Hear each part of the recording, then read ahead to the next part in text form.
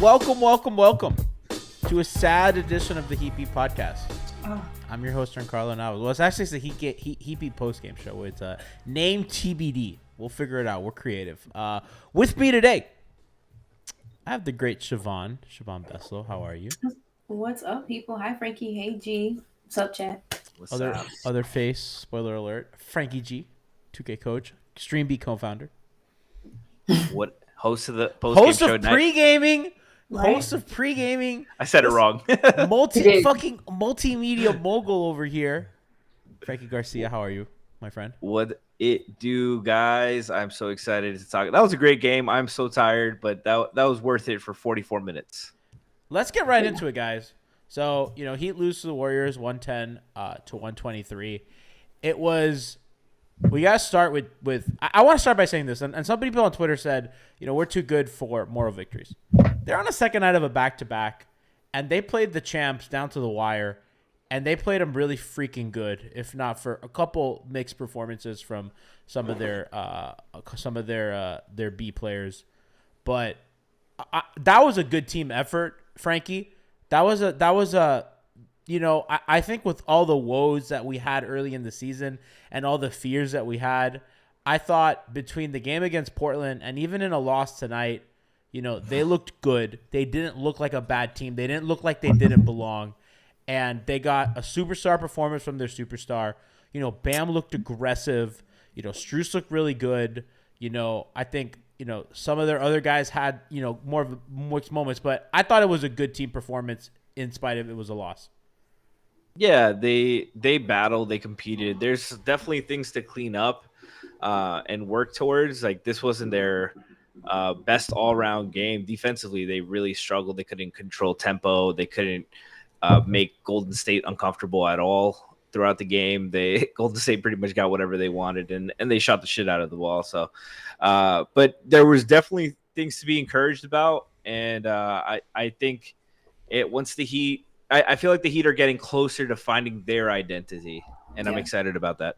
Bond, can you expand on that a little bit? Because I think while people say, well, they're kind of running it back, I know you've given voice to they're a lot different now. So maybe you could talk about in the context of this game, kind of them finding who they are with this kind of different group of players. Yeah, so same but different. Yeah, same but different, and that's what I was going to get to. The other day when me, and Tiff were on, Tiff talked about it a lot, in that they brought back the same people for the most part, but guys are in different roles. And so while having the same personnel being asked to do different job titles, job duties, job responsibilities, that still shakes up what it is that you do.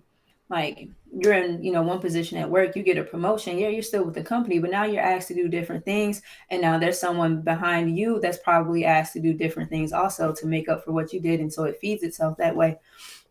And I think, and I think they're finding themselves balancing and distributing the offense a bit more. Again, not to knock Tyler at all, but Tiff said, like, Tyler kind of started the first few games with bringing a 6 man of the year offensive game to a now starting lineup, and you can't really do that. As your 6 man, you have space and room to cook. Like, you were the second unit, feed that ball. You go ahead and do what you do. But in the starters, you need everyone to feel engaged and lively. I tweeted it maybe a week ago, and then in Spo's pregame, he kind of mentioned it, in that, we're not a team that's going to have one guy get a 40 usage. We are more potent when we utilize, like, all of the weapons, and you don't know where it's coming from. And so I think over the last 2 games, you saw them distribute the early touches a bit more, and I think it gets them into a quicker pace, or a more forceful, a more impactful type of feel in the offense. And so I think that speaks to Franky's point about their identity, and you don't want Jimmy to have to do everything, but even with what he's doing now, he's doing a lot, but it doesn't look like it. It doesn't feel or really look like it's a lot. Like, it doesn't feel heavy. Right. Being so willing to shoot the 3 and shoot it comfortably and knock it down, that's huge. And bam, right? Like, I know a lot of people want him to be aggressive getting to the rim, and when he has that there, yeah, but like those mid-range shots, he has a good jumper, and so if he has it, take it. And I think you're seeing them, the two of them, settle into their kind of more jump shooty, less poundy type of offensive games, and it feels like everybody else is kind of coming into theirs. Max was good. I think Gabe Gabe. is coming along still. He's looked good, but I think he's still like motoring up, like Fred Flintstoning it up. Um, and so I agree with Frankie. I think the identity is starting to take shape, or at least the offensive identity. Yeah, Some of the defensive stuff, they still, there's still a lot to kind of tighten up there. especially the zone. Yeah. Yeah, I wanted to bring that. Well, I wanted to bring up like them against the zone. Abon, you talked about Herro. I thought the Warriors did a good job of kind of disrupting what Miami wanted to do. I think that kind of what you were saying, they were kind of finding their groove on offense. I thought, especially kind of the end of the second half, they had found something. And similar to the Blazers game, kind of those hit ahead kind of looks, get out, run, get Jimmy and Bam down the court as fast as possible off misses, and then have Lowry kind of dart to them. And I think one of the ways you can slow them down is a bit in the zone as well, kind of make Miami milk the clock more, Frankie. I thought Tyler was the guy that really got hurt by that the most. Not that he was already playing well, but that can't help him at all, especially when he's the ball handler in those units. Yeah, he was struggling making the correct decisions and reads, and he's a couple times he made good aggressive attacks to the soft spots of the zone and attacked it with the mid range, but the shots didn't fall. Which is okay. There was just which is okay. Yeah, you take that. But when you attack and collapse the defense, it's also okay to look to kick out too and create the angles, because if you hit the soft spot and your shot's not falling, attack the soft spot, look for a cutter, look for a kick, and that's okay. You don't have to shoot a contested jumper again and again and again when the shot's not falling. Attack it in different ways. Keep the ball swinging. That's how you soften up the zone. And the Warriors, as they displayed all night, they got a lot of easy dunks and easy layups, just bending the defense in the 2-3, which was our point of the Heat having to clean that up. But that's going to come with maturity and basketball IQ. Tyler, he struggled, like you can see the box score, he struggled shooting wise, but I think mentally he was just forcing the issue a little bit. No play displayed that more than him trying to steal the rebound from Max and knocking it out of bounds on five red jerseys on nobody. We turned it over like that. That's And just Tyler. Hold on. You're shaking your head like that's some shit you've heard in the film room before. Oh, yeah. First of all, yes. Like, that's player experience right there. That's a wasted possession. It's deflating. Like they were trying to get on some roll or whatever. But here I was trying to defend the dude yesterday when people were calling him like a rebound hog, like he's boxing his own people. I'm like, well, damn, do we want the guards to help Bam and them rebound or not? Like, and here he goes trying to steal a rebound from Max, pissing me off. To your point though, Frankie and G, in the fully optimized, like fully maximized flow of their offense, how many assists do you want to see Tyler with? I think like 4 or 5. 3 to 4, I think. 3 to 4, really? I just don't think he's like that degree of playmaker that you want him. And that's why I mean on like drive and kick things. Like it doesn't have to be too much snaking. I want him to be a play finisher more than a playmaker. I just want him to have the option when the help is coming. I want him to be able to see that help before it comes, so he can kind of get those guys those looks. But I'd rather him be a play finisher and Jimmy and Bam and Kyle in particular be the ones kind of. I agree with that, but I think I still want him somewhere around like 4 to 6. Chat's saying 5 to 6. We have a few 5 to 6 in chat. Yeah, I said like 4 to 6. Yeah. I think them too. I think Tyler, Jimmy, Kyle, Bam, like optimizing the rotation and the Heat offense. They're all around that number. I don't want any of them dominating the assist and the playmaking duties. I want the ball to be pinging. The best versions of this Heat team has been when the ball is pinging side to side. It's not on that second anybody. Quarter. That late in that second quarter. But I will say this, guys, and the third quarter of the Portland game. Oh, absolutely. and I want you both to correct me if I'm wrong, but I just feel like because Miami, and I know Jimmy's that guy, but when Jimmy scores, it looks hard, and I think that everything they do just looks hard. And it feels like if they're not, like tonight, they got out rebounded by 20. Yesterday they won the rebounding battle and they won the turnover battle and they won the free throw battle.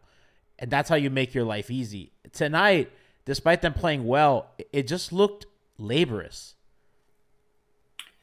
Like to manufacture a point, it's like drive, kick, see the ropes. Because the Warriors I thought were very sharp on defense. It was always an extra pass. It was always an extra cut. And it looked hard. And the Warriors, it's just like Clay and Steph flinging it up. It's Draymond kind of slipping out, from an overhelp. And not that Miami played bad defense for a lot of the game, but, I thought for the Warriors, it just looked a lot easier and how it tends to be. Franky, take it. Well, some of that is, you say the Heat struggled, but they put up 110 points. I think they got a little trigger happy trying to play the Golden State style. They put up 43 threes. Golden State put up 46. Some of that's also trailing. the zone. Like, it encourages that. Yeah, but that's where the Heat offense needs to be better because the Warriors had no problems getting layups and dunks against the zone, and that's just moving the ball. And part of that is them playing big and not the Heat's refusal to play Jovic with Bam is bewildering, as me and Siobhan were discussing during the game. It's something about the Heat drafting another big man and them just being like, no, we cannot play him with Bam. That's enough. He's not even a laborious, like big clunky big man. Especially when they were playing those loony Draymond lineups. And that's what they were beating us. We're putting two to Steph. Steph is doing that like sky hook pass out the trap. Draymond's catching the middle, and it's just dump offs. And that's when Max is in the game. So it's like Jimmy at the 4, Max is your 3, and then Spo made that decision to have Kyle on Draymond, which I thought was interesting because, like, again, it's switchable. So, okay, if he's screening for Steph, now you have like a nice switch. You can get Jimmy, or who I think Jimmy was on Draymond on Steph. You can kind of get that switchable, but I just don't really think that worked. I thought Spo got a little cute with that, and they were just getting crushed on the boards. Yeah. Yeah, I think the biggest mistake was at the end going back to Tyler to close. Gabe or Caleb. Which one? I thought Gabe probably, but Caleb wouldn't have fought because they had the two big lineups. The size would have helped, Yeah, the size, the athleticism and stuff, and the primary defender on Steph most of the night. Who, by the way, last time they played Golden State, did a fantastic job against Steph, especially when he would drop. I think he did. I think Caleb did pretty good against Steph tonight too. Like a lot of Steph stuff. Yeah, a lot of Steph going off wasn't against Caleb. Yeah. I just think that was. I think Spo sometimes relies on his guys too often, and I feel like sometimes he needs to be a little more flexible. I thought trying Jimmy at the 5 was interesting. I like that. Yeah, but I like it and I don't like it. What are you gonna say, Bon? What was the rest of that lineup? I don't remember. I think it was Max, Caleb, Max, Gabe, and Kyle. It's like they had. It was so small. It was, it was very tough. They were positive. I'm pretty sure they won those minutes. I think they were like a +6. I like Bam, Gabe, Caleb. Oh yeah, Bam, Caleb Duncan. in the bench. Yeah, Duncan, Max. Yes. Yeah, I like that. And I don't think that unit finished positive tonight, but I don't give a shit because it looked good. It did. It felt good too. Like it felt easier. Couple things here. So Bronx Joker says, I know they were targeting Jovic. He screened, but they should have still played him. I agree. These are growing pains. Yeah. I think we're all on the same page with that. You were losing those minutes with Deadman anyways. Just let's give it to the young guy. He will get better. They look so much better when they don't play Deadman and Highsmith. It's fucking crazy. It's nuts. It's like those guys got cut out of the rotation and suddenly they look like a real basketball team again. It's wild. It's like Diddy. Like Diddy has this thing where he'll take pictures with people and it'd be like 4 of his best, most high profile people and like some random like the time he took, it was like him, Jay-Z, Nas, and like French Montana, and he like cropped French Montana out the picture and just posted them three. Like that's what Miami looks like. That's so French funny. Smith. French God, Smith. the poor guy. Dead Montana. Jesus. Bam, Bam was terrific. I thought, Yes. aggressive with the mid range. There was a particular. I wish I had the clip for it. There was a possession in the second quarter. Obviously, Jimmy had the really good shooting night. And by the way, I always noticed with Jimmy, when he has a really good shooting night, you could tell that he doesn't trust it that way, because in the fourth quarter he didn't take a single three. He took one shot. He took one. Yeah, he took one field goal. I want to get into that to close, because that has been frustrating for a couple games, that the Raptor game that they lost, and this one as well. But Bam, Jimmy kind of cleared out the space, had the empty corner. Bam took Looney one-on-one, drew the foul. I thought Bam saw his opportunities and was aggressive. The mid-range, Siobhan, looked really, really nice. Had a couple of those possessions, and I think that's what we want out of him more, like kind of that mindset that he had tonight. Yeah, like I think people often misinterpret aggression as like this bulldozy type of like, I'm coming at you, really demonstrative type of thing. They think of it like Kobe. Boom, sure, yep. Someone like a Kobe. Who else is aggressive in that way? Dion Waiters. Sure. Kendrick Nunn. Dion's a good one. But Nick Young. Yeah, and it doesn't have to be. I mean like aggressive, and like I feel like people think about it as it has to be forceful in like a driving physical type of way. And for me, it's always meant like more offensive minded, or in just seeking those opportunities, not even seeking the opportunities, because they be served up to him on the platter and just taking it. He has a good form. It looks good. That little turnaround he does looks good. When he's just squaring up, measuring it out, it looks good. And so, yeah, when he's being crowded, yes, drive by the people. But when they're cushioning you 5, 6, 7 feet, even 4 or 5 feet, if you can get it up and get it over the hand, take it. He was 10 for 13 tonight. Yeah, incredible. 26 points, 8 rebounds. 10 of 13, got to the line 8 times. I think that the only number I think we can nitpick for Bam is the 8 rebounds. I think you really, yeah. I think his goal should pretty consistently be to be in double figures. See a lot of that too, like on the defensive end, he still is finding himself out here with Steph, and that's how they're getting like they Golden State. So 46 to 32 points in the paint, Golden State. 28 to 8 second chance points, Golden State. And they like killed them on offensive glass. A lot of 3-pointers came off offensive rebounds. It was devastating. Bam came over and doubled one time, like when Wiseman gave a hook over dunk. I'm like, look, if you're gonna take that hook over dunk, you just gotta kind of let him. Like I'd be panicky too, but I need you to go. I need you rebounding.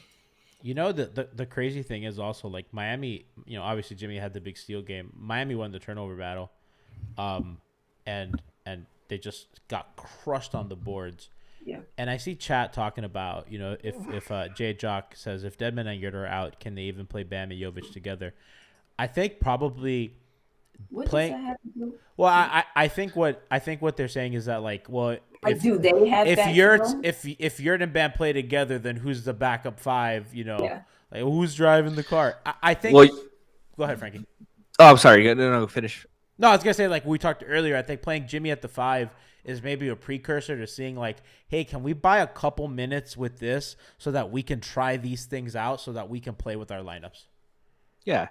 I mean, you can do it. Like, there's ways to do it. Like, if you play Bam the full first quarter, for example, and then put Jovic in last 4, you got them 4 minutes strong to close a quarter. You take Bam his rest, and you have Jovic at the 5 to start the next quarter. That's how you kind of maneuver around those kind of things. But I just want to see it because it looks good in the limited sample size. They're always consistently at a disadvantage size-wise, and this gives them a way that they can not be so small. Jovic has shown potential as a rim protector. He's made plays defensively in the passing lanes. He knows where to be. Does he react quickly all the time? No, but that's part of the growth. Having a great help defender and on-ball weapon like Bam to play off of would be great to see. And you let Jovic play on the perimeter on offense where he's comfortable and like he knows how to do. Like you're not making him. He's not adjusting. He's not adjusting his game to do that. That's why I don't get why it's been such a struggle to see it. Yeah. So two things as we close out. I think one, obviously, this has not been a very negative show considering that they lost, and I think that just goes to show you that one team had to lose tonight. And they're two good teams, and they played hard, guys. Like they really competed, and I wanna stress this a lot as we lose Bonch. He'll come back. There we go. I cannot stress this enough. Of like, obviously, they're not going to be a 1 seed this year or anything, right? Obviously, they've gone through a lot of changes and they've lost some pieces, and they have to kind of discover how to play with these new lineups and everything. And I'm sure they're going to make some moves at the deadline, but they looked really good today. And I think, kind of on the second night of a back-to-back, on a road trip after a start that was pretty rocky, that's what you want out of them. Yeah. No, and we've talked about this all offseason. I don't care about their record. I want to see the progress. I want to see the process and the progress. They had the number 1 seed last year. They lost 3 straight home games to close out the season. Home seed does not matter to me. They are tough. They are tested. And I need to – the season, regular season is all about getting Tyler, Bam, and the other young guys ready, figure out the roles, the rotation, add whatever pieces you need to add. But the way that they played last season, I think if they were healthy, they could have, seriously made a run at it. And, I mean, they made it to the Eastern Conference Finals with hanging on by ligaments. Yeah, by gum and tape and duct tape. And so I think this season, with Caleb in the starting lineup and everybody in different roles, I kind of feel like there's more of there's a higher ceiling. There's a higher ceiling in regards to these players. Caleb brings a little bit more than PJ can. He's just kind of going to go through his lumps as well. So I'm excited for it. I don't care about record. I want to see progress. I want to see Bam get involved offensively. I want to see more games like tonight, consistent basis, and less games like this from Tyler on a consistent basis. Going to go to Bond on Jimmy in a second. Last thing on that is, for everything that Franky said, 100% agree with. And, I'm the big Kyle Lowry guy. They got to get more out of Kyle. Obviously today, not a bad stat line, 12, 5, and 8 with 3 steals, 4 of 10 from the field. That's not bad. 2 of 8 from 3. They need him to be a little bit better. I think on the second night of a back-to-back, a 36-year-old point guard is going to look that way. And in the playoffs, there are no back-to-back. So, I'm not going to sit here and make excuses for him because, I want to be as fair as I can. And everybody knows I like him. But, he came into tonight the second highest percentage shooter on the team, tied with Max and Jimmy, who I think Jimmy might be first now because Duncan was first and Duncan had a sneaky poo-poo shooting night. So just a little bit of all that, everything what Franky echoed. Real quick, Gianni, on Lowry. I loved, obviously the 2 for 8 isn't great. I love the 8 though. He has not shot the ball this willingly most of his Heat tenure. And when he was open, he was pulling it. When they were dropping, he was pulling it. The shots will fall. He's a good shooter. You need that. Yeah, that's why they signed him. I think we forget like Olynyk not shooting for a while and it fucking fucked them over. And McBob's that's a throwback for you guys. Leonard as well, redacted. There have been moments that they've had guys who are in positions and they just need him to shoot. Bond, I want you to close us out on what probably is the most important thing about their season, and it's Jimmy did not touch the ball down the stretch. He had one play where he got Max an open 3, and that was really the only memory I have of him, doing anything on offense. And maybe he was tired on the second night of a back-to-back. I don't know, but you need him in those spots. Some of that's on Bam and Kyle. We've talked about this in the past. But he needs to – and again, I'm holding him to the standard that he has set himself to. He is a capital S superstar, right? And, as great as he was today, they needed a little something in the fourth, and it just got away from them, and they had no bucket answers, and that's where he's supposed to come in. I'm gonna put a pin right there. I wanted to touch really quickly Yes. on the Jovic Bam and Frankie, you were talking about substitution patterns, and I think for the last two games, Spo has gotten Bam out first, so that like as he brings in the reserves, Bam is the first of the starters to kind of come in with. So then you see Bam in the bench. Mm-hmm. And there's definitely space for rather than that being Duncan, then for it to be Nikola, like you said, his game, he's comfortable on the perimeter. So you're not asking him to like be a yurt and stretch out while albeit maybe willingly still doesn't look natural with it. Nikola, his feels natural, like that's where he's comfortable. So I think there's definitely space to do that. Again, if the question is like how do you backfill for them, then yeah, that's some other tinkering, like you said, maybe some spot minutes, Jimmy at the 5 or whatever. To Kyle and the 8, yeah, you want the 2 to be better, but the 8 is an important thing. And I think going back to last season, the Gabe Kyle lineups or minutes, I at one point, like at the very beginning of it, I wanted Kyle on ball for that and let Gabe be kind of the floater, the shooter, whatever. And then as the season as the season went on last season, I started to prefer it as with Gabe being on ball and then letting Kyle be the one as the catch and shoot option. I think as Gabe continues to progress in his decision making, his handles gotten tighter, his snake dribbles gotten better. He's keeping defenders on his back so that he's able to have like clear lanes for the kick out. And so I think if you can get Gabe in the space, like in the meat where he's able to distribute, and you get Kyle in like his step in rhythm shots, I think you see the 2 change, but the 8 is important. And to your point, G, about Jimmy, Close us out with that real um, quick. yep, it's strange because what was that last game or the game before, or whatever? Like it took him forever to get into the game. The Raptor, He was just the waiting second at the Raptor scorer's game. table, right? Just waiting at the scorer's table. And you saw like Tyler have some bad turnovers at that point. So I think it kind of goes back to Frankie's point about the closing identity. As much as the opening identity has to be, we need kind of everyone involved. When we go to close, like he doesn't have to take every shot. He doesn't even necessarily have to touch the ball every possession, but the majority of the possessions he needs to have a touch, have a feel, and if he doesn't feel like he has it, he'll make the pass, and by the type of pass, by the speed, the tempo of the pass, that indicates to the person catching it, like, damn, he feels I got a shot, I'm moving it, whatever. So I think that I agree with you. That's on Spo, that's on Bam, that's on Kyle, but that's also on him. Yeah. You gotta bring that in the same way that I was kind of holding Bam accountable. Like you have to make them get you involved. Jimmy, you absolutely have to kind of command involvement in the closing minutes. And again, dude, I mean, Jimmy had, 27, 6, 8, Yep. 6 steals, 8 of 13 from the field, freaking hit 4 threes, 4 of 7, 7 of 7 from the line. We can go on and on and on. Only 2 turnovers, 2 fouls. Like he was amazing. I mean, he was, Steph, only outdone by Steph, who he played him pretty much to a push. Steph with 33, 7, and 9. 13 of 22 from the field, and Steph with 3 turnovers. But, you need him to be a little more in the fourth quarter to kind of get to that level, and that's really what I think is a difference. Small notes, they lost the Poole Herro battle. I tweeted that out.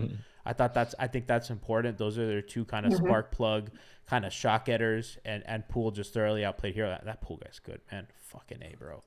The moves off the bounce are just...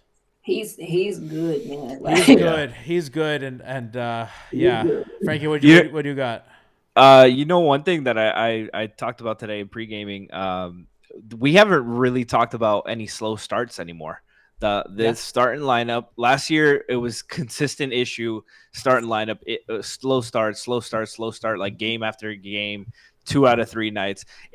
Even when there are slow starts, they usually figure it out. Yeah. And they've done better. The fourth quarter is still an issue. And that's something new turd. Yeah. and the new turd, it's the new turd, really. The worst thing is a turd. Huh? Yeah. Well, I mean, they opportune turd. They turded it up against the Bulls. They super turd quartered That was Yeah. that was the Classico. But and ultimately this is a whooping because they lost 4 quarters today. And as we know, that is all that matters. It doesn't matter the shout final out to score. Ro at Sports Illustrated. Yeah, it was once if they can figure out the fourth quarter closing time stuff, I think rotations and I think honestly, offensively, I've always felt it's the shot profile, the issue, the stylistic choices they make in the fourth quarter as opposed to the rest of the game. Spo has been adamant about slowing things down, simplifying it so less turnovers. But that never really results in good offense. So I think he's got to move off of that. Absolutely. Franky, are you doing pre-gaming for the Kings game? I have no idea. Yes, we are. Okay, well, I will not be doing a post-game show. I will be at Club Live celebrating my 30th birthday. So come on, Liv. Let's go. Let's go. So ringing in 30. I will not be charge it to the company card. I will not be covering Heat Kings on the eve of my 30th birthday. I draw the line at self-care there. Damn it. No KZ Aquala. Say what's up to Harry B for me, Franky. Say what's up to my boy. What'd you say, Bon? KZ, KZ, Mr. Glitch himself. Appreciate y'all in chat for sticking with us on a weeknight so late. We do it for y'all. We love you and we have fun doing it. So tune in to pre-gaming on Saturday for Heat Kings, and we will have hangover time November 1st against the Golden State Warriors. That's where we will see you next. Alpha and the crew, Brass, all 9, Bond, everybody's back. We have hot. Somebody says rip post game hot. I just told you hangover time's on November 1st. I think that's Tuesday, right? Hangover time is weekly now, guys. Weekly now, guys. Tuesday. I know I'm not as funny or good looking as Alf, but it is what it is. Too. You got less babies. Yeah. So see y'all the 1st on hot, and then Franky and Kenny will greet you in for Heat Kings on Saturday. We love you guys. Peace. Peace.